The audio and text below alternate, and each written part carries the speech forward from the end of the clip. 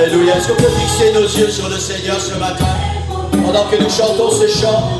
Est-ce qu'en esprit nous pouvons fixer nos yeux sur le Seigneur? Alléluia. Est-ce que nous pouvons fixer nos yeux sur la croix, là où il y a 2000 ans, le Seigneur a payé le prix, non seulement pour nos péchés, mais aussi pour nos maladies, pour nos meurtrissures, pour tout ce qui peut se passer dans notre vie. Et c'est pour ça qu'aujourd'hui nous pouvons avoir confiance en lui. C'est pour ça que nous pouvons dire, je veux t'adorer Seigneur, parce que tu as tout remporté à la croix, parce que tu as gagné toutes les victoires pour moi. Alors Seigneur, j'oublie les problèmes, j'oublie tout Seigneur, et je veux t'adorer ce matin. Je veux élever mon âme, je veux élever mon cœur, je veux élever ma voix, et je veux t'adorer Seigneur. Alléluia, gloire au nom du Seigneur. Aujourd'hui c'est la dernière prédication de la série Lève-toi, mange et marche. Amen. Pour ceux qui peuvent, on va se lever pour la première lecture. Pour les autres, vous pourrez rester assis si vous voulez, pour la première lecture de la parole du Seigneur, dans 1 Roi chapitre 19, versets 5 jusqu'à 8. Élie se coucha et s'endormit sous un genêt. Voici, un ange le toucha, lui dit, lève-toi, mange. Il regarda, il y avait à son chevet un gâteau cuit sur des pierres chauffées et une cruche d'eau. Il mangea et but, puis se recoucha. L'ange de l'Éternel vint une seconde fois, le toucha et dit, lève-toi, mange, car le chemin est trop long pour toi. Il se leva, mangea et but, et avec la force que lui donna cette nourriture, il marcha 40 jours et 40 nuits jusqu'à la montagne de Dieu, à Horeb. Amen. Fermons nos yeux, Seigneur, merci pour ta parole. Comme chaque fois que nous sommes réunis en ton nom, Seigneur, nous voulons apprécier ta parole, Seigneur. Seigneur, je veux apporter, Seigneur, ce matin à l'église, cette parole que tu m'as donnée pour chacun de nous. Et je te demande, Seigneur, une onction spéciale sur ton serviteur et une onction spéciale sur ton église, Seigneur. Que cette parole puisse vraiment devenir en nous, Réma, Seigneur. Elle puisse devenir vivante, Seigneur, qu'elle trouve une bonne terre, là où elle va pouvoir germer, là où elle va pouvoir porter du fruit. Seigneur, que nos cœurs soient ouverts ce matin, que nos cœurs soient réceptifs et sensibles à ta parole. Ta parole est la vérité et tu dis, Seigneur, qu'elle est la lumière sur notre chemin. Et nous voulons ce matin, Seigneur, qu'avec cette connaissance de ta parole, notre chemin soit éclairé, que nous puissions entrer plus profondément dans ta vérité, afin que nous puissions marcher avec plus de sûreté et de sécurité dans ce chemin que tu as tracé pour chacun de nous. Oint ton Église, Seigneur, oint chacun de nous. Dans le nom de Jésus, nous prions. Amen. Amen. Amen. Gloire au Seigneur. Alléluia. Vous pouvez prendre place. Amen. Pour rappel, pour ceux qui étaient là la semaine dernière, on a vu comment l'Éternel a répondu à la prière d'Élie. Le feu est tombé sur l'autel. Je rappelle que c'était l'autel de l'Éternel. Le feu est tombé sur l'autel et a tout consumé. Il n'est rien resté. Et ce qui a conduit le peuple, ce peuple qui était un peu désordonné, qui a conduit le peuple à acclamer l'Éternel et le proclamer seul Dieu. Amen, c'est ce qu'on a lu la semaine dernière. Quand le peuple vit cela, ils tombèrent sur leur visage et ils dirent, c'est l'Éternel qui est Dieu. Ils ont répété 2 fois, c'est l'Éternel qui est Dieu. Et c'est très important de savoir qui est Dieu. Amen. Amen. Et c'est très important de savoir qui est ton Dieu. Amen. Amen. Alléluia. Maintenant, la Bible dit que, et le Seigneur dit qu'il n'y a pas d'autre Dieu que lui, il n'en connaît pas. Et pourtant, il connaît tout. Il est omniscient et il dit, il y a une chose que je ne connais pas, c'est un autre Dieu que moi. Le vrai Dieu, le Dieu véritable, le Dieu tout-puissant. Maintenant, il y a des faux dieux. Tout comme ce peuple d'Israël avait, il y a des faux dieux.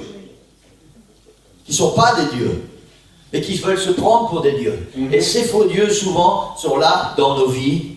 Et nous adorons ces faux dieux au lieu d'adorer l'Éternel. Et ce peuple a dit, quand le feu est tombé, il a dit, c'est l'Éternel qui est Dieu, c'est l'Éternel qui est Dieu. Amen. Est-ce que quelqu'un peut dire ce matin, c'est l'Éternel qui est Dieu? Alléluia, alléluia. Ce matin, je voudrais, une faute d'orthographe là, partager 3 points. Enfin, je tape et je ne relis pas ce que j'ai écrit. 3 points importants avec l'Église. Et j'aurais voulu, c'est vrai, j'aurais voulu pouvoir aller très profondément dans ces 3 points en particulier. Donc ce matin, on va les survoler. Et je vous encourage à saisir la pensée et à faire marcher votre imagination. Ce matin, soyez pasteur, préparateur de la parole du Seigneur. entrer dans l'esprit que le Seigneur met pour ceux qui apportent et essayer de comprendre, de discerner et que ça puisse venir se loger dans votre cœur. Amen. Amen. Amen. 3 points qui sont incontournables. Incontournables pour celles et ceux qui, comme l'apôtre Paul, désirent achever la course spirituelle avec succès et remporter le prix de la vocation céleste en Jésus-Christ. C'est ce que l'apôtre Paul a dit. Il a accompli avec succès la course et il a remporté le prix de la vocation céleste. Et ces 3 points que nous allons voir ce matin sont 3 points qui vont être des facteurs importants pour nous aider à remporter avec succès la course spirituelle. Amen. Gloire au Seigneur. Vous savez, quand on veut devenir sportif, il y a des exercices à faire, il y a des régimes je ne trouve pas le mot. Voilà, à s'imposer, merci, s'imposer. Voilà, il y a des choses qu'il faut faire. Et puis il y a de la pratique à faire. Amen. Je ne sais pas si... je vais vous faire une confidence pour ceux qui ne savent pas encore. Moi, je suis toujours un amoureux de la moto. Mais pas petit boubou, mais la moto. Voilà, je suis un amoureux de la moto. Et je suis allé au salon de la moto dans le nord de la France, à Pécancourt. Et là, il y a les plus grands champions du monde qui, sur une moto, font des figures géométriques en l'air. Ils vont sur des tremplins et après ils font des trucs, mais vous avez les cheveux qui dressent sur la tête. Vous vous demandez comment ils peuvent faire ça. Mais eux, ils font ça comme ils marchent par terre et ils vous disent bonjour. Ils montent sur leur moto et voilà, et ils sont partis. Mais ils font ça parce que tous les jours, ils sont sur leur moto. Ils font de la musculation, ils font de l'exercice physique pour que leur corps soit très... qu'ils puissent bouger bien comme il faut. Et tous les jours, pendant des heures, ils sont sur leur moto et ils s'entraînent. Et c'est pour ça qu'ils arrivent à fournir ce spectacle. Et dans la vie spirituelle, c'est la même chose. S'il n'y a pas cet exercice spirituel, s'il n'y a pas en nous tous ces dons que le Seigneur nous donne, toute cette parole que nous devons venir mettre à l'intérieur, on va arriver nulle part. Amen. Nous n'arriverons jamais à remporter le prix de la vocation céleste si nous ne laissons pas la parole du Seigneur devenir vivante à l'intérieur et vivre avec cette parole. Non seulement la connaître, il faut qu'elle soit vivante à l'intérieur de chacun de nos cœurs. Amen. Amen. Gloire au Seigneur, comme je le dis toujours, depuis 23 ans maintenant que je suis pasteur. Si vous êtes d'accord, dites Amen. Si vous n'êtes pas d'accord, dites quand même Amen. C'est la parole du Seigneur. Ça va m'encourager et ça va vous faire du bien. Et ça va vous empêcher de vous endormir. Amen. Amen. Si vous voyez quelqu'un qui s'endort près de vous, pincez-le. Vous connaissez l'histoire? C'est un pasteur qui, dans son église, il y avait toujours quelqu'un qui dormait. Dès que la prédication commençait, boum, il s'endormait. Et un jour, il a été voir un petit garçon et il lui a dit, tu sais quoi, tu te mets à côté de lui et chaque fois que tu vois qu'il s'endort, tu le pinces. Et je vais te donner 1 euro. Alors ce petit garçon était bien content. Et il s'est mis à côté de cette personne. Et dès qu'il voyait que cette personne s'endormait, il pinçait. Et après la réunion, il allait voir le pasteur.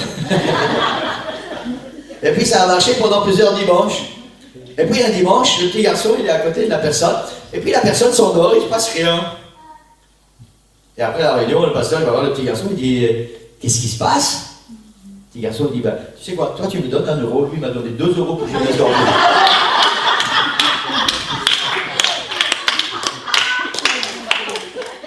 Amen, gloire au Seigneur, moi je ne vais rien vous donner.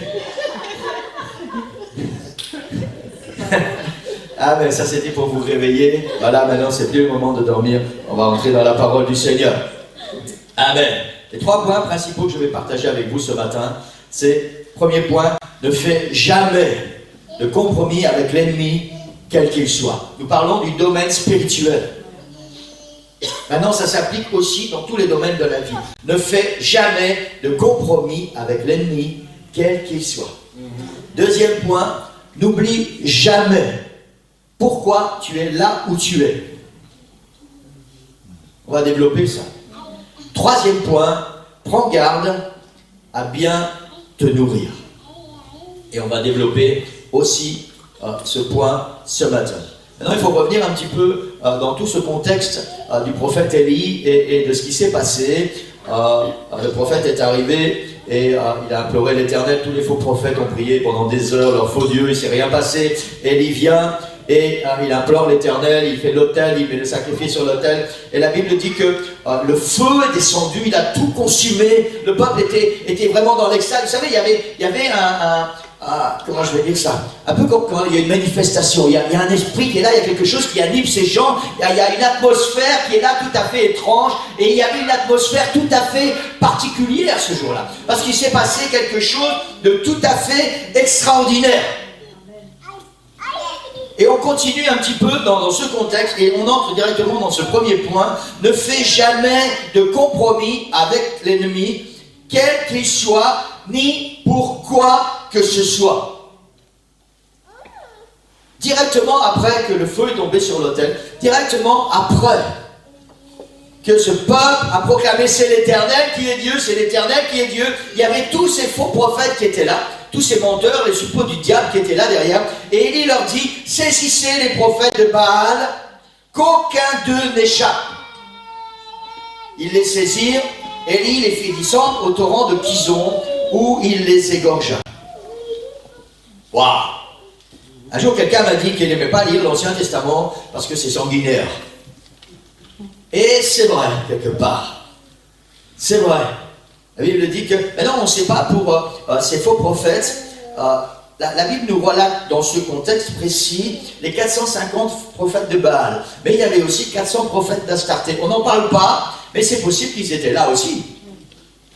On ne sait pas. Mais il y avait au moins ces 450 prophètes de Baal. Et Élie demande au peuple d'Israël qui vient de proclamer. Ce peuple qui vient de proclamer, c'est l'Éternel qui est Dieu. Pas le Dieu de ces gens-là. C'est l'Éternel qui est Dieu. Élie leur dit, saisissez les faux prophètes, qu'aucun d'eux n'échappe. La Bible dit, il les a fait descendre au torrent, et là, au torrent, il les a égorgés. Donc c'est vrai que, à prime abord, ça peut sembler un peu sanguinaire et répugnant. Mais si Élie a fait ça, c'était parce qu'il y avait une raison. Nous pourrions penser qu'Élie a maintenant mis tout le peuple dans sa manche. Il vient d'accomplir des grandes choses au nom de l'Éternel, et tous les gens regardent Élie. Ah oui, Élie c'est un homme de Dieu, Élie c'est un grand prophète, et on pourrait penser qu'à partir de là, voilà, Élie commence à attraper le gros coup, il devient prétentieux, il dit maintenant je peux faire tout ce que je veux. Et c'est pas ça. C'est pas ça. Amen. On pourrait penser aussi que Élie est en train de se venger. Parce que c'est à cause d'eux, de tous ces faux prophètes, qu'il a dû s'enfuir, qu'il s'est retrouvé au torrent, qu'après il s'est retrouvé chez la veuve de Sarepta, et qu'il a juste dû manger un petit gâteau de farine et de l'eau pendant 3 ans. Rien d'autre à manger. Et on pourrait penser qu'Élie est en train de se venger là maintenant. Mais c'est pas ça non plus. Souvenons-nous de cette déclaration que Élie a faite devant le roi Akab. La première fois qu'il est arrivé devant le roi. Est-ce que quelqu'un se souvient comment Élie s'est présenté devant le roi Akab? L'Éternel, devant qui je me tiens, est vivant. Et maintenant, encore une fois, Élie va agir en tant qu'envoyé de l'Éternel. Non pour accomplir une vengeance, non pour en mettre plein la vue à tout ce peuple, mais uniquement en tant qu'envoyé de l'Éternel pour que la parole de l'Éternel puisse s'accomplir et pour protéger ce peuple. Amen. Amen. Et on se souvient également que c'est à cause de ces faux prophètes que le pays est dans l'état de désolation dans lequel il se trouve là maintenant. Une sécheresse comme les gens n'ont jamais connue. C'est à cause de ces faux prophètes, à cause de tous les compromis spirituels qui ont été faits et auxquels on a rajouté d'autres compromis jour après jour, mois après mois, année après année, roi après roi. C'est la conséquence de tout ça qui amène cette situation d'aujourd'hui. Tellement de compromis que ces gens ne sont plus capables de discerner entre le bien et le mal. Si vous suivez les infos, j'ai vu quelque chose sur YouTube la semaine dernière qui m'a choqué. Peut-être certains le savent. Vous savez, quand je vais sur YouTube, je suppose que c'est comme ça dans tous vos ordinateurs, il y a toujours des petits trucs qui s'affichent au-dessus ou sur le côté, avec des trucs people ou un tas de machins. Et il y a quelque chose qui a attiré mon attention et j'ai cliqué dessus. Céline Dion vient de créer une marque de vêtements. Une marque de vêtements qui s'appelle Céline Nounounou. Nu, si vous voulez, ça s'écrit nu. Céline Nu. Et cette marque de vêtements, ces vêtements sont blancs et noirs. Et ils ne sont ni pour les filles, ni pour les garçons. Ils ne sont même pas unisexes, ils sont antisexes. Elle a créé cette ligne de vêtements spécialement pour les enfants, à qui on inculque qu'un garçon c'est un garçon et une fille c'est une fille, pour que ces enfants se sentent enfin, c'est ce qui est écrit, se sentent enfin libres d'être qui ils veulent être.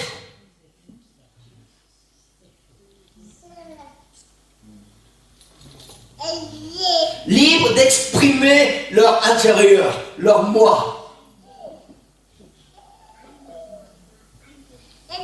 Et elle précise que c'est comme ça qu'elle élève ses 3 enfants. Il n'y a plus de différence de genre. Si on revient au jardin d'Éden, Dieu a créé l'homme, la Bible dit mâle, le mâle. Amen. C'est ce que la Bible dit, et la Bible emploie l'expression mâle et femelle. Il a créé l'homme et la femme.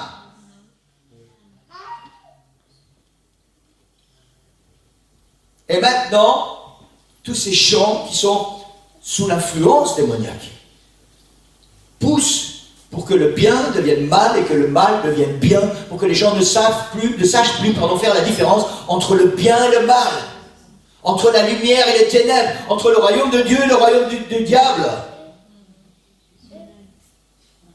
Et malheureusement, toutes ces influences entrent dans nos églises. Nous voyons tellement de chrétiens qui sont habillés, il n'y a plus de différence de genre. Et pourtant Dieu a créé l'homme, homme, et il a créé la femme, femme. Et c'est à cause de ça, à cause de tous ces compromis qui ont été faits, que ce peuple est dans l'état où il est aujourd'hui, sous la domination totale des faux prophètes et du diable. Tellement de compromis qu'ils ne savent même plus qui est l'Éternel, qui est Dieu. Tellement de compromis. La réalité est celle-ci. Le peuple d'Israël, vous savez, Israël c'est Abraham, Dieu appelle Abraham, qui engendre Isaac, qui engendre Jacob. Jacob a une rencontre spéciale avec le Seigneur, et le Seigneur change son nom, il dit tu ne seras plus appelé Jacob, Jacob ça voulait dire usurpateur, maintenant tu seras appelé Israël, ça veut dire prince avec Dieu. Ce peuple sont appelés les enfants d'Israël, les enfants du prince avec Dieu, donc des princes et des princesses de l'Éternel.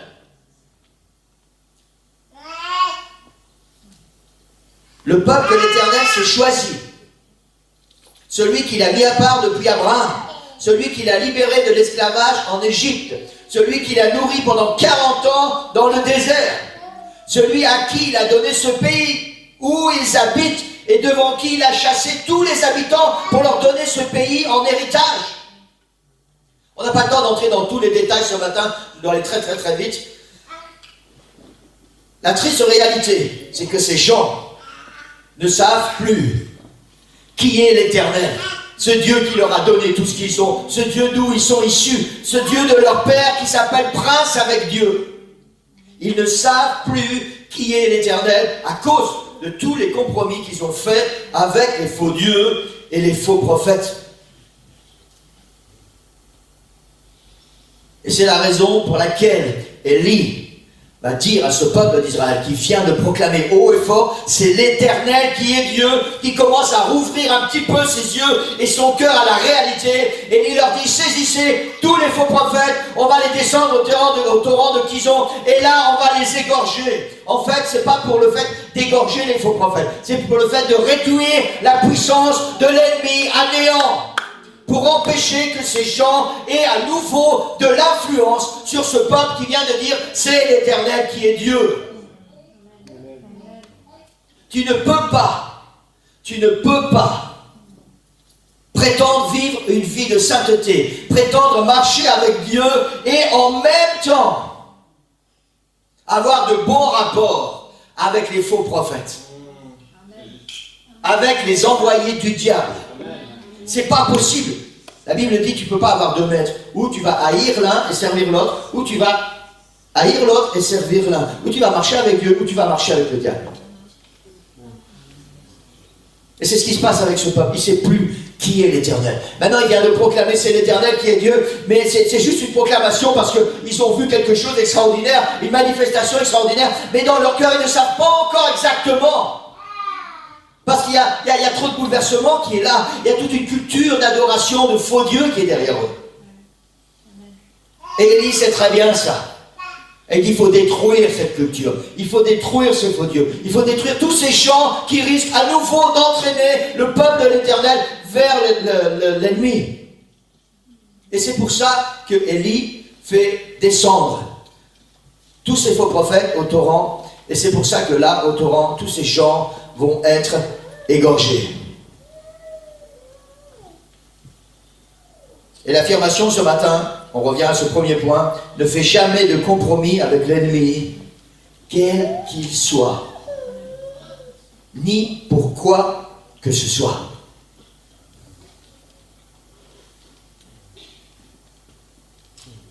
Pas de compromis avec le péché, pas de compromis avec la parole de Dieu. Vous savez, mes oreilles de pasteur, et je pense que toutes les oreilles des vrais pasteurs et des vrais serviteurs de Dieu sont agacées quand ils entendent cette phrase de la part d'hommes et de femmes qui se disent enfants de Dieu. Oui, mais oui, je sais bien que la Bible dit ça, mais moi je ne peux pas et le Seigneur sait très bien. Ce sont des choses qui agacent mes oreilles et qui agacent les oreilles des serviteurs de l'Éternel. Parce que si tu marches avec le Seigneur, si tu te proclames enfant de Dieu, si c'est vraiment l'Éternel qui est Dieu et que tu crois ça de tout ton cœur, alors ce que la Bible dit, tu le mets en pratique et tu ne fais pas de compromis avec ce que la Bible dit. Amen.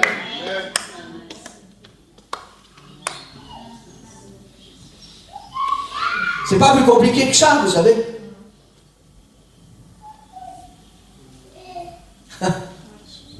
Amen. Si tu veux devenir un terroriste, il n'y a plus d'état d'âme. Hein. On a vu ce qui s'est passé. Tu pars en Syrie et là-bas tu vas être formé pour haïr les gens et pour tuer tous les gens qui ne pensent pas comme toi. Sans état d'âme. Hommes, femmes, enfants, jeunes, vieillards, tout le monde.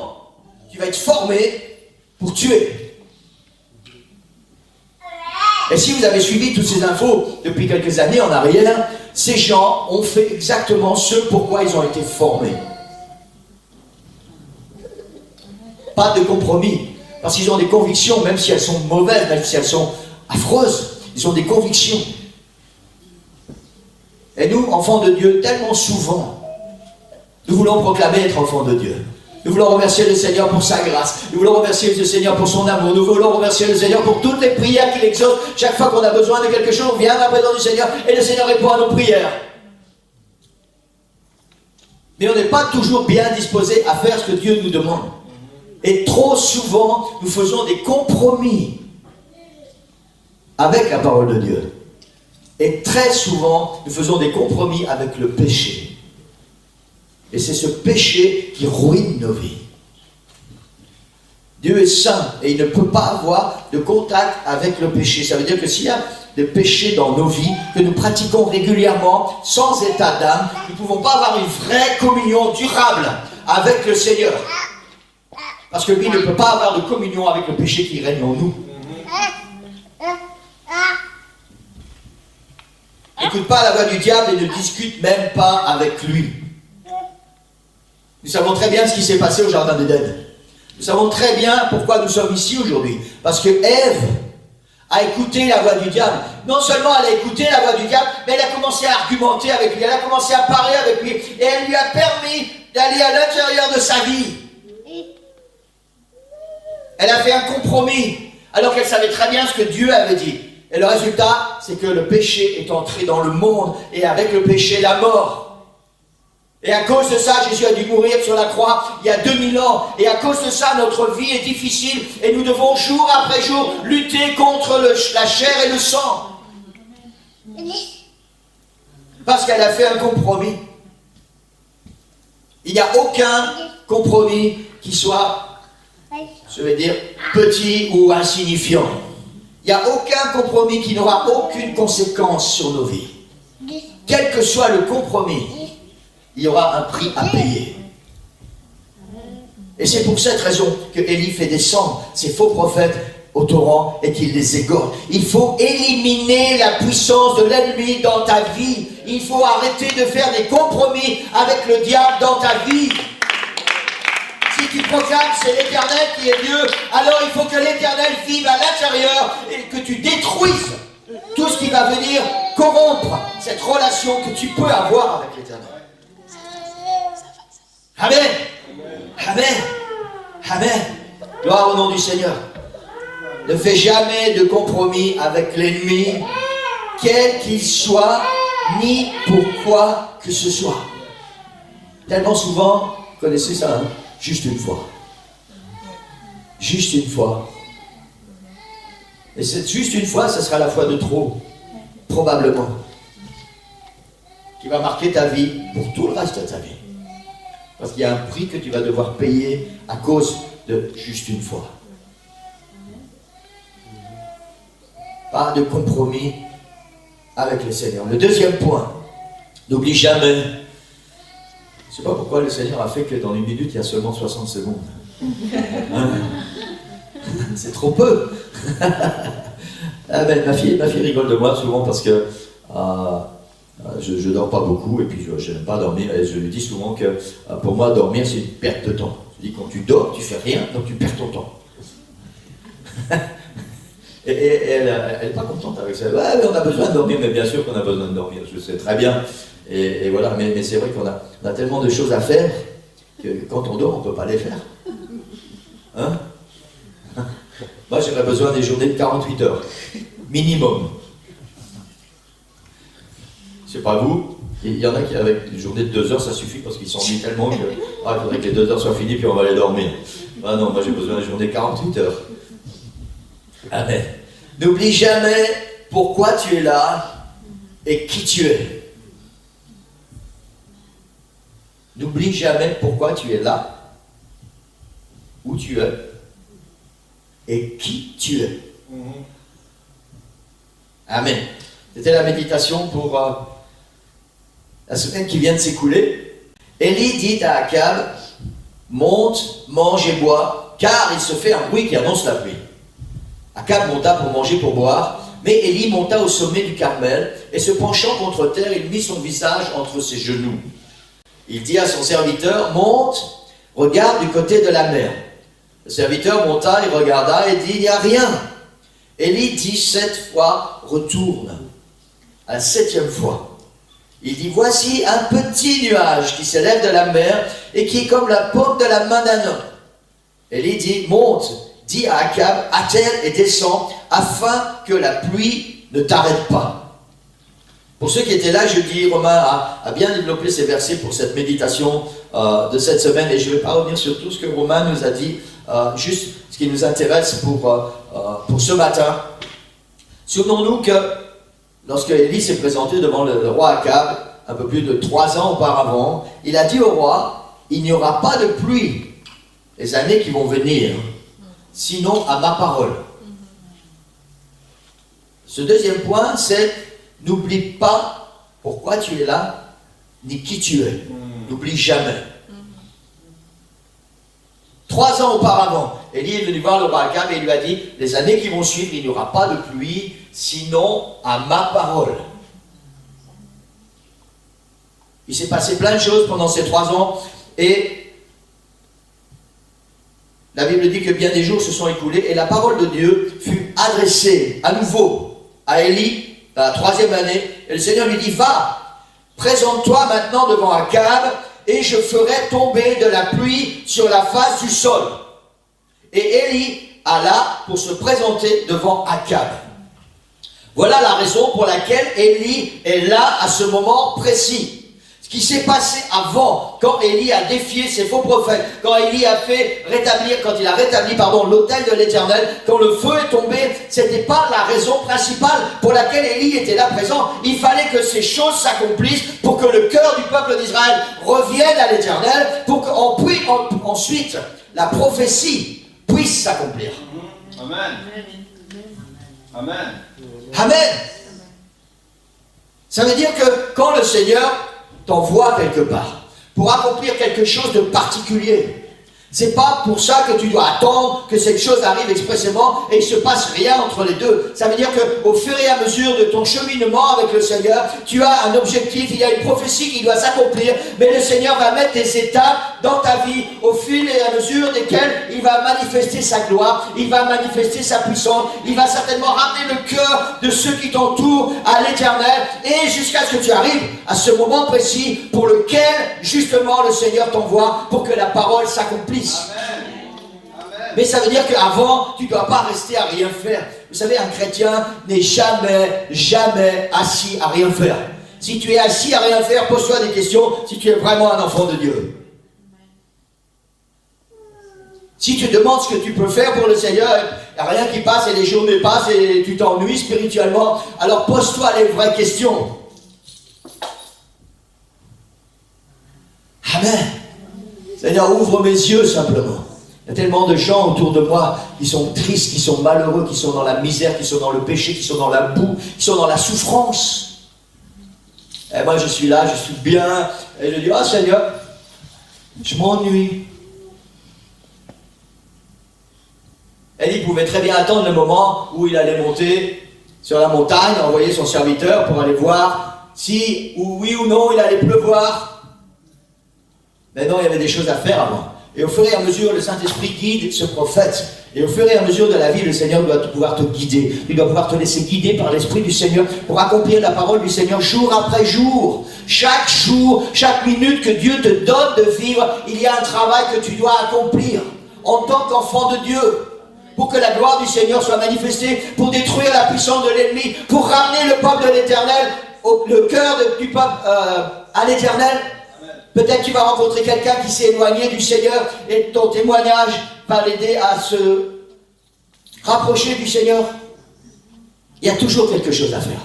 Quelqu'un qui est là près de toi et qui souffre, peut-être il est dans les chaînes, il est lié dans le péché et il est complètement désabusé de la vie. Il y a un travail à faire. Certainement que le Seigneur t'a donné une vision, une prophétie pour faire autre chose et tu attends que cette prophétie s'accomplisse. Mais en attendant, tu as un travail à faire. Amen. Amen. Amen. Ne reste pas à rien faire.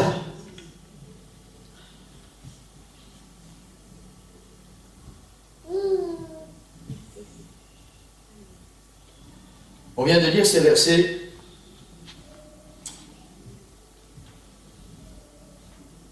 Ça chante là-haut. Élie est là, puisque le deuxième point c'est n'oublie jamais pourquoi tu es là, où tu es, et qui tu es. Élie est là en tant que prophète de l'Éternel pour que la pluie qui a été annoncée 3 ans et demi plus tôt puisse enfin tomber. Amen. Nous vivons un peu cette prophétie ici en Belgique pour l'instant. On a vécu de la sécheresse et puis maintenant cette pluie elle n'arrête pas, elle n'arrête pas, elle n'arrête pas. Et hier j'avais mis tout mon espoir sur Romain. Il a mis un truc sur Facebook que dans sa Citroën, il peut changer le climat. Alors j'ai dit envoie du soleil. Et sa Citroën, elle ne peut pas envoyer du soleil. N'achetez pas Citroën, ne peut rien faire pour vous, Citroën. Non, je plaisante. C'est une très bonne voiture, très confortable, j'en ai eu beaucoup. Amen. Élie monta au sommet du Carmel et se penchant contre terre, il mit son visage entre ses genoux. Il dit à son serviteur, monte, regarde du côté de la mer. Le serviteur monta, regarda et dit, il n'y a rien. Élie lui dit 7 fois, retourne. À la 7e fois, il dit, voici un petit nuage qui s'élève de la mer, qui est comme la paume de la main d'un homme, un petit nuage. Quelques heures plus tard, c'est ce qu'on a prêché depuis, ce qu'on a prêché depuis quelques semaines, quelques heures plus tôt, Élie est là, debout, sans état d'âme, devant l'autel qu'il vient de reconstruire. Il lève les mains et il fait une prière toute simple. Seigneur éternel, que l'on sache aujourd'hui que c'est toi qui es Dieu, que je suis ton prophète, que c'est toi qui m'as envoyé et que ce peuple revienne à toi. Alors Seigneur, envoie le feu. Et la Bible dit, et le feu est tombé et il a tout consumé. Une prière toute simple, comme il nous arrive de faire et que le Seigneur répond. Et là maintenant, Élie est sur la montagne et la prophétie doit s'accomplir. Élie est sur cette montagne et la Bible dit, il va se mettre à genoux. On m'a expliqué ça jeudi. C'est dommage que vous ne soyez pas tous là le jeudi. On reçoit des choses tellement extraordinaires.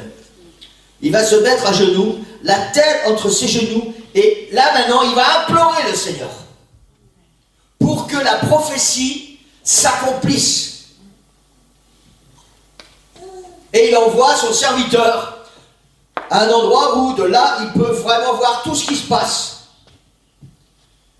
Et il envoie ce serviteur.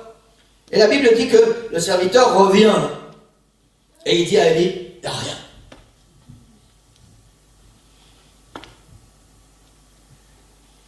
Élie est en train d'enfanter l'accomplissement de la prophétie. L'Éternel a donné la prophétie. L'Éternel a envoyé Élie pour proclamer cette parole. Maintenant, Élie, en tant que serviteur de l'Éternel, en tant que prophète de l'Éternel, il est en travail pour enfanter l'accomplissement de la prophétie. Il y a des moments dans ta vie spirituelle où tu auras besoin de quelque chose, tu auras besoin que la gloire du Seigneur se manifeste. Tu vas juste lever les mains, tu vas juste faire une prière tout à fait simple et le Seigneur va répondre à ta prière et il va manifester sa gloire. Il y a des moments dans ta vie où pour que la parole du Seigneur puisse s'accomplir, pour qu'elle puisse devenir réelle, tu vas devoir te mettre sur tes genoux et tu vas devoir prier et prier et prier et prier encore jusqu'au moment où la gloire du Seigneur va se révéler. Amen. Alléluia. Alléluia. Élie lui dit 7 fois, retourne. Chaque fois, il envoie son serviteur. Le serviteur va voir. Il revient et dit à Élie, il n'y a rien. Et il dit, retourne. Et Élie remet sa tête dans ses genoux. Et il recommence à implorer l'Éternel. Il dit, Seigneur, tu m'as envoyé, je suis ton serviteur. Maintenant, la prophétie doit s'accomplir. Et une deuxième fois, le serviteur revient. Et il regarde, rien. Et il retourne. 4 fois, 5 fois, 6 fois, 7 fois. Et ça nous fait penser un petit peu, pour ceux qui connaissent la Bible et la muraille de Jéricho. Hein, ils ont fait une fois le tour de la muraille, il ne se passe rien. Deuxième jour, ils font une fois le tour de la muraille, il ne se passe rien. Troisième jour, ils font encore. 4e jour, 5e jour, 6e jour. Il ne se passe rien. Et pourtant, c'est Dieu qui a dit de le faire. Hein.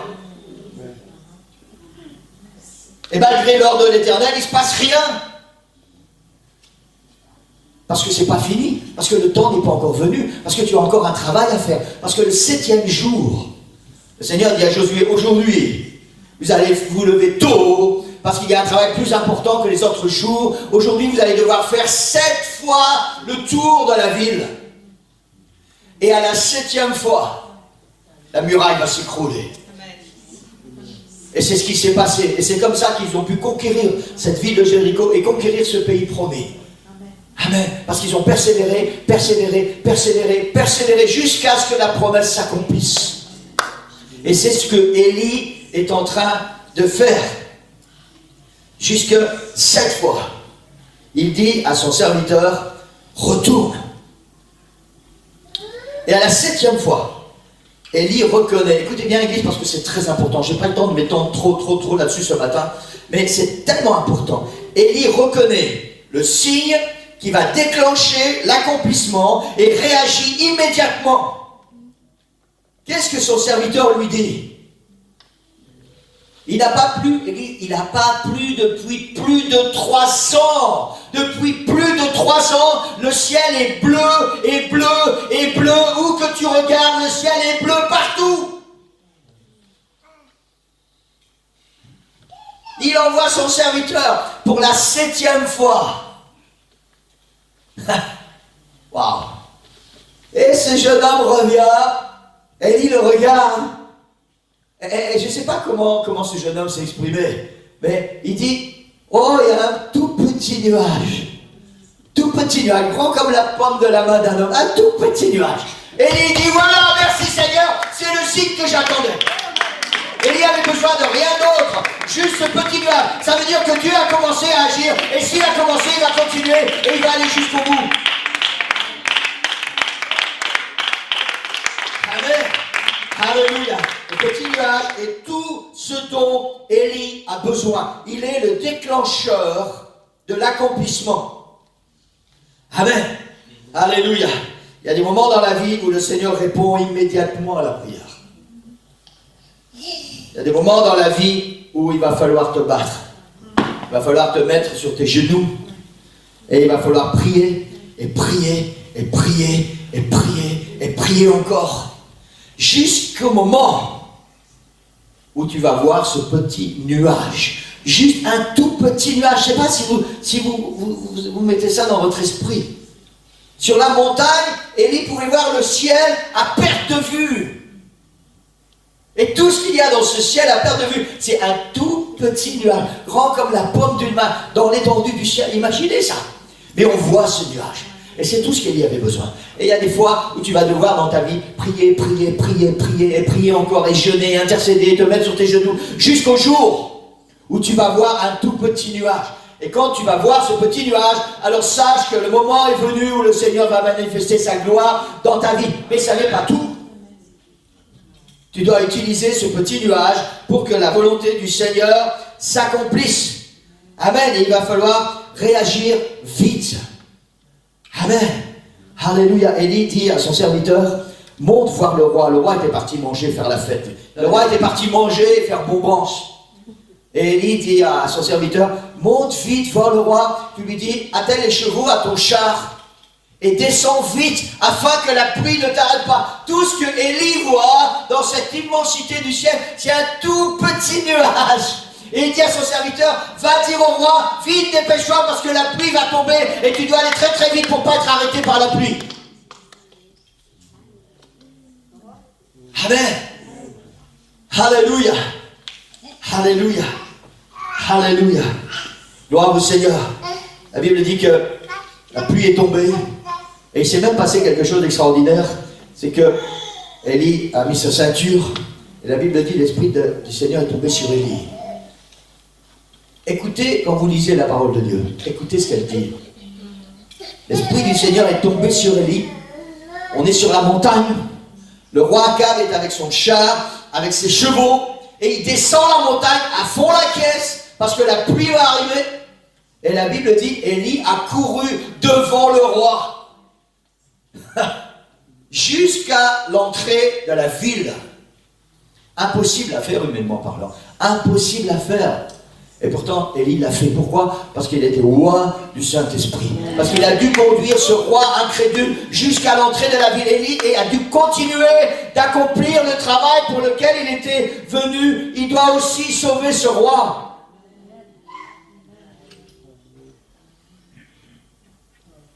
Alléluia. Parce que le Seigneur va te oindre. Tu vas être capable d'accomplir des choses que tu n'es même pas censé pouvoir imaginer. C'est pas toi qui vas les faire. C'est l'Esprit de l'Éternel qui est en toi. Amen. C'est pour ça que Jésus a dit, quand il a envoyé ses disciples, il a dit, allez, faites de toutes les nations des disciples. Et il dit, voici les miracles qui accompagneront ceux qui auront cru en mon nom. Ils chasseront les démons, ils guériront les malades, ils saisiront des serpents, s'ils boivent des breuvages mortels, ils ne feront pas de mal, ils ressusciteront les morts. Et un tas de choses tellement extraordinaires. C'est pas toi qui vas faire ça. C'est juste l'Esprit de l'Éternel qui est à l'intérieur de toi, qui va manifester sa gloire et sa puissance. Mais il faut que ces choses s'accomplissent. S'il ne se passe rien quand l'Esprit de l'Éternel est sur toi, c'est parce qu'il n'y a pas l'Esprit de l'Éternel qui est sur toi.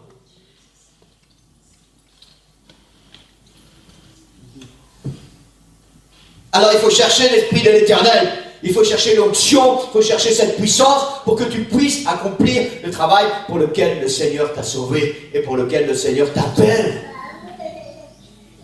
Amen. Alléluia. Et on entre dans le troisième et dernier point.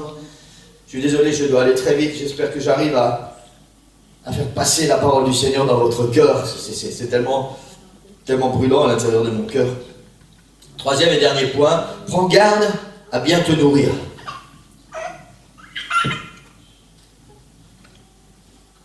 Élie vient d'accomplir des choses extraordinaires. Imaginez un peu qu'il se retrouve face à face avec ce roi d'Israël qui a fait chercher après lui partout pour couper la tête.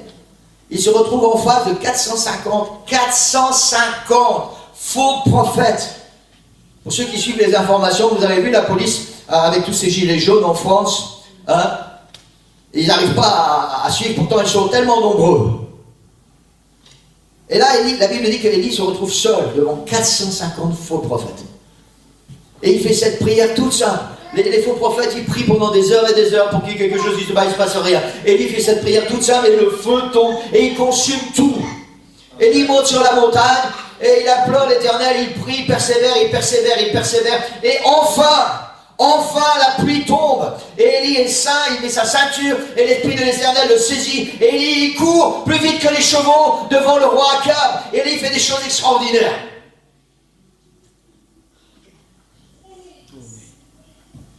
Et à cause de tout ce qui s'est passé, Élie est fatigué.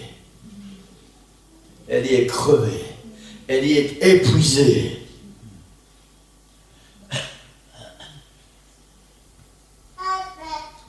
Et on arrive dans ces versets que nous lisons depuis plusieurs semaines. Il se coucha et s'endormit sous un genêt. Voici un ange le toucha, lui dit, lève-toi, mange. Il regarda, il y avait à son chevet un gâteau cuit sur des pierres chauffées, une cruche d'eau. Il mangea et but, puis se recoucha. L'ange de l'Éternel va une seconde fois, le toucha et dit, lève-toi, mange, car le chemin est trop long pour toi. Il se leva, mangea et but, et avec la force que lui donna cette nourriture, il marcha 40 jours et 40 nuits jusqu'à la montagne de Dieu à Horeb. On vient de voir tous ces exploits que Élie a accomplis sous l'influence de l'Esprit du Seigneur. Et il y a une chose qu'on n'a pas encore vue. C'est que cette femme, qui est la reine, la femme du roi, la reine Jézabel, maintenant elle entre en action. Vous savez, le roi Akab, il était complètement stupide, ce type. Il vient de voir des choses extraordinaires. Il vient de voir comment tous ces faux prophètes, qui sont les prophètes de sa femme, comment Élie les a égorgés au torrent, comment la gloire du Seigneur a été manifestée. Il voit cette pluie, enfin la pluie qui tombe, et voilà, tous les espoirs renaissent à nouveau. Et il va voir sa femme, et il lui raconte tout ce qui s'est passé. Tout. Et je pense qu'il a insisté lourdement. Tu sais quoi, tes faux prophètes? Élie, il les a tous zigouillés, ils sont morts, finis, foutus.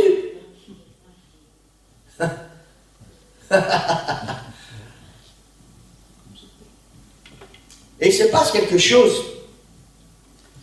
Cette femme Jézabel, elle envoie un messager à Élie. Elle dit à Élie, que les dieux, écoutez bien ce qu'elle a dit, que les dieux, vous savez ces dieux que tous ces prophètes, ces faux prophètes étaient en train de servir, et à cause desquels ils sont morts, ces dieux qui n'ont rien fait, il ne s'est rien passé pendant que ces faux prophètes cherchaient à s'il se passe quelque chose en acclamant tous ces faux dieux. Il ne s'est rien passé. Pourquoi? Parce que ce n'est pas des dieux.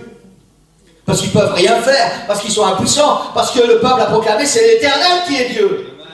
Et cette femme, encore plus stupide que son mari, elle envoie un message à Élie. Elle lui dit que les dieux me punissent dans toute leur rigueur si demain à cette heure je ne fais pas de ta vie ce que tu as fait de la vie de mes faux prophètes. Enfin, elle dit de mes prophètes. Mais ces dieux sont incapables de faire quelque chose. C'est pas des dieux. C'est l'Éternel qui est Dieu. C'est ce que le peuple a proclamé. C'est l'Éternel qui est Dieu. C'est l'Éternel qui est Dieu. Et c'est à cause de la foi d'Élie que tous ces miracles se sont produits. Et quand Élie reçoit cette nouvelle, qu'est-ce qu'il fait? Il a peur. Il a peur. C'est lui qui vient d'exterminer tous les faux prophètes, qui adorent des faux dieux qui ne sont pas des dieux. C'est lui qui a provoqué avec les miracles et sa foi que tout ce peuple a dit c'est l'Éternel qui est Dieu. Et maintenant cette femme qui lui dit que les dieux me punissent, il a peur. Il a peur et la Bible dit que Élie s'est enfoui dans le désert. Il s'est enfoui dans le désert, il s'est mis sous un arbre et il a demandé la mort. Et pourquoi Élie fait ça? Parce qu'Élie est fatigué. Parce qu'Élie vient de faire plein de miracles sous la puissance du Saint-Esprit. Élie vient d'avoir une vie spirituelle abondante. Et il n'a pas encore pris le temps de se reposer. Et il n'a même pas encore bien réfléchi sur tout ce qui s'est passé. Il n'a pas encore réfléchi que ce que cette femme, Jézabel, est en train de lui dire, ça n'est que du vent. Et parfois, c'est ce qui se passe dans nos vies. Le Seigneur agit, le Seigneur bénit, nous voyons des choses extraordinaires dans nos vies, dans notre travail, dans nos familles. Nous voyons des choses tellement extraordinaires. Et on marche avec le Seigneur et on est loin du Saint-Esprit. Et on avance et on bouge et on fait un tas de choses. Et puis d'un seul coup, il y a une situation qui est là, tellement stupide. Et pourtant, boum, elle nous arrête. Elle nous arrête. Elle n'a aucun pouvoir. Elle ne peut rien faire sur nos vies, elle n'a aucune influence, aucune autorité, mais elle nous stoppe. Soit parce que nous sommes fatigués, parce que nous n'avons pas pris le temps de reprendre des forces, soit parce que nous n'avons pas encore vraiment réalisé que c'est l'Éternel qui est Dieu, et que c'est lui qui a tout dans ses mains, et que si lui a décidé que ça sera comme ça et pas autrement, et que tous les faux dieux, même s'ils étaient des milliards, ne peuvent rien faire.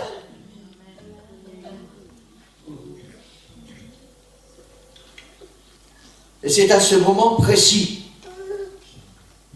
qu'Élie se met sous un arbre, dans le désert, il demande la mort, il se met sous cet arbre et il s'endort. Il est désabusé, il est déprimé, il est dépressif.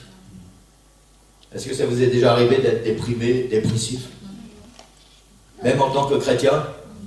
Vous savez si ça vous est déjà arrivé, n'ayez pas honte. C'est ce qui arrive à Élie. C'est ce qui est arrivé au prophète Jérémie quand il écrit ses lamentations. Prophète de l'Éternel qui accomplit des prodiges et des miracles et qui pourtant un jour se retrouve dépressif. Élie est là sous cet arbre et il est déprimé. Et il demande la mort. Il dit même moi je ne suis pas meilleur que mes pères. Elle s'endort. La Bible dit se coucha, elle s'endormit. Voici un ange vient, le touche. Elle lui dit, lève-toi, mange. Il regarde, il y avait à son chevet un gâteau cuit sur des pierres chauffées et une cruche d'eau. Pendant que Élie dort, un ange est venu, quelque part dans le ciel, on ne sait pas où ça s'est passé, mais quelque part, quelqu'un a préparé un bon gâteau, et il est en train de cuire sur des pierres, et le gâteau est bien chaud, il y a de l'eau qui est bien fraîche. Élie est dans le désert, il y a de l'eau qui est bien fraîche. L'ange le touche à l'épaule, et il dit, Élie, lève-toi, mange et bois. Élie se réveille. En fait, il avait faim, hein. Il vient de passer une journée incroyable, Élie. La Bible ne nous dit pas qu'il a mangé entre deux, il n'a pas pris le petit déjeuner, il n'a pas pris le lunch du midi, ni le dîner du soir. Il n'a même pas un encas pour l'après-midi, hein. Parce que le seul truc qu'il avait dans les mains, c'était un taureau. Et ce taureau, il l'a coupé en morceaux, il l'a mis sur l'autel en sacrifice. Et certainement qu'Élie a faim. Et il voit ce gâteau, et la Bible dit, et il regarde, il mange, il boit, et il se recouche. L'ange de l'Éternel va une seconde fois le toucher et dit, lève-toi, mange. Maintenant, l'ange va aller plus loin, car le chemin est trop long pour toi. Ça veut dire que là où tu es assis sous cet arbre, cet endroit où tu as demandé la mort, où tu es en train d'être déprimé, c'est pas l'endroit où tu vas rester. Tu vas manger, tu vas boire, et il y a encore un chemin que tu dois traverser. Il y a encore un endroit où tu dois aller. Il y a encore des choses que tu vas faire. Et la Bible dit, Élie se leva, mangea, but, et avec la force que lui donna cette nourriture. Est-ce que tu entends ce que la Bible dit quand tu lis ta Bible? Avec la force que lui donna cette nourriture, il marcha 40 jours et 40 nuits. Il a mangé là et elle n'a plus mangé pendant 40 jours et 40 nuits. Avec la force que lui donna cette nourriture, il marcha 40 jours et 40 nuits jusqu'à la montagne de Dieu à Horeb. Là où il va avoir une nouvelle manifestation de la gloire du Seigneur. Là où le Seigneur va lui donner des nouveaux plans, des nouveaux projets, une nouvelle vision pour accomplir sa parole. Alléluia, alléluia, alléluia. Et je vais terminer avec ça ce matin. Lorsque tu te retrouves dans le désert, pour une raison ou pour une autre, n'oublie jamais que tu n'es pas seul et que le voyage n'est pas terminé. Amen. Amen. Alléluia. N'ayez jamais honte, Église. Ça aussi, c'est un des pièges du diable. Parce que tu es chrétien, tu ne peux certainement pas dire aux gens que tu es déprimé ou dépressif. Ah non, tu es un enfant de Dieu quand même. Hein? Tu es un enfant de Dieu. Hein? Tu ne peux pas dire que tu es dépressif. Donc tu dois mentir, tu dois faire semblant. Quand les gens vont te demander comment tu vas, oh mais je vais très bien par la grâce de Dieu. Mais à l'intérieur, il n'y a rien qui va.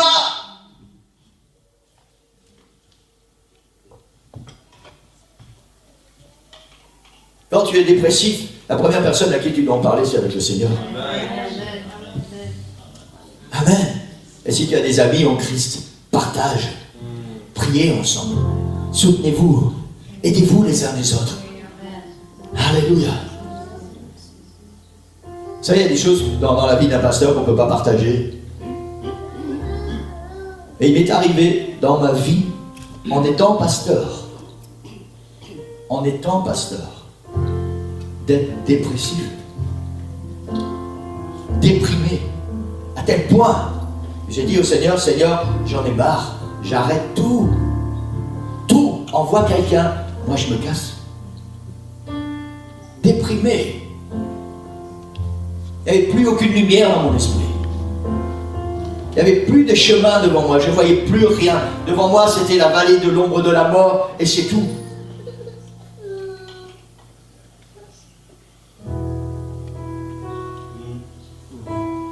Le Seigneur était là quand même sur mon chemin. Et le Seigneur a utilisé une église, il a utilisé un chant. Juste un chant. Waouh, je ne pourrais jamais oublier ce moment. Jamais. Dans cette église, j'étais assis là, à peu près au deuxième rang, si mes souvenirs sont bons, de ce côté-là. Et puis l'équipe de louange a commencé à chanter. Et ce chant est venu sur moi comme un ouragan. Et tout est parti, la dépression, les mauvaises pensées, tout ce qui était noir, cette vallée de l'ombre, tout est parti comme ça d'un seul coup. Et le Seigneur est venu me donner à nouveau des forces. Amen. Amen. S'il y a quelque chose qui ne va pas dans ta vie, n'aie pas honte de ça. C'est pas parce que tu es enfant de Dieu que tu es Superman ou Superwoman. N'aie pas honte de ça. Ça ne doit pas arriver tous les jours. Ça c'est sûr. Élie se retrouve déprimé et dépressif. Et l'ange le touche et lui dit, lève-toi, mange et bois. Élie a mangé, il a bu, et avec cette force, il a marché pendant 40 jours et 40 nuits jusqu'à la montagne de Dieu, à Horeb. Il a continué dans le plan de Dieu pour sa vie. Amen. Alléluia. Jésus a dit, il a fait cette promesse extraordinaire à ses disciples. Il a dit, voici, je suis avec vous tous les jours. Quand tout va aller bien pour toi et quand tu vas être déprimé et dépressif, voici, je suis avec vous tous les jours. Quand les jours où tu ne sens pas le Seigneur, les jours où tu ne sens pas la présence du Seigneur, où tu te mets à genoux et tu sens rien, où tu pries et tu sens rien, où tu lis la parole de Dieu et tu sens rien, le Seigneur est quand même avec toi parce qu'il a fait cette promesse. Il a dit, je suis avec vous tous les jours. Et c'est pas parce que tu ne vas pas sentir sa présence que le Seigneur n'est pas là. Il est là parce qu'il l'a promis. Amen. Et le Seigneur a fait d'autres promesses. Il a dit, je suis le pain de vie. L'ange touche l'épaule d'Élie et lui dit, lève-toi, mange et bois. Jésus a dit, je suis le pain de vie. Je suis le pain vivant qui est descendu du ciel. Il dit, si quelqu'un mange de ce pain, il vivra éternellement. Si tu manges Jésus, je parle dans le domaine spirituel, Église. Si tu manges Jésus, si tu manges la parole du Seigneur, si tu laisses le Seigneur remplir ta vie, il est le pain vivant qui va faire que tu vas te lever et que tu vas marcher encore pendant 40 jours et 40 nuits jusqu'au prochain moment où tu vas être dans la gloire du Seigneur. Il va manifester sa gloire dans ta vie et il va te donner un nouveau contrat. Amen, entre guillemets, pour continuer ton pèlerinage sur la terre. Jésus a dit encore ceci, il a dit, la Bible dit que le dernier jour de la fête des Juifs, la fête de Pâques, Jésus se tenant debout, il s'écria, si quelqu'un a soif, pas la fête de Pâques, c'est la fête des pains sans levain, si mes souvenirs sont bons. Si quelqu'un a soif, qu'il vienne à moi et qu'il boive. L'ange de l'Éternel touche l'épaule d'Élie et il dit, lève-toi, mange et bois. Jésus est non seulement le pain de vie, mais il est l'eau vive. Jésus est tout ce dont tu as besoin pour sortir de cette situation peut-être dans laquelle tu es, peut-être cette situation de déprime, de dépression, cette situation où tu as tellement de soucis, tellement de problèmes que tu ne vois pas l'avenir devant toi, tout est bouché. Mange et bois Jésus. Laisse le Seigneur remplir ton cœur. Laisse le Seigneur remplir ta vie. Laisse son esprit déborder à l'intérieur de toi. C'est seulement la puissance du Seigneur Jésus-Christ qui va te donner la force d'aller plus loin. D'aller plus loin. Amen. Et je vais récapituler ces 3 points ce matin. Ne fais jamais de compromis avec l'ennemi, quel qu'il soit. Tu peux rallumer, s'il te plaît. N'oublie jamais, ou bien c'est la tablette qui s'est éteinte, je ne sais pas. N'oublie jamais pourquoi tu es là où tu es. Prends garde à bien te nourrir. Diapositive 7, prends garde à bien te nourrir. Ce sont les trois règles que je voudrais vous encourager ce matin à mettre en pratique. Quand l'ennemi vient pour te dire des choses, te faire croire des choses, et que tu sais très bien que c'est pas ce que Dieu veut, ne fais pas de compromis. Suis la parole de Dieu, suis la volonté du Seigneur. Même si c'est difficile, même s'il y a un prix à payer, suis la volonté du Seigneur. Ne fais pas de compromis avec le diable. Tout ce qu'il veut, c'est ta mort. Il veut t'emmener en enfer avec lui. N'oublie jamais pourquoi tu es là où tu es. Élie n'a pas oublié que là où il est sur la montagne, c'était pas seulement pour faire descendre le feu sur l'autel, c'était pas seulement pour que le peuple revienne à l'Éternel, c'est parce que la pluie devait tomber, la promesse, la prophétie devait s'accomplir. Donc en suivant tout ton pèlerinage, accomplis la volonté de Dieu, mais ne perds jamais de vue ta vision. Ne perds jamais de vue l'appel que le Seigneur t'a donné. Travaille entre les deux, accomplis le travail et fais tout ce que le Seigneur va mettre sur ton chemin, mais n'oublie jamais ta vision.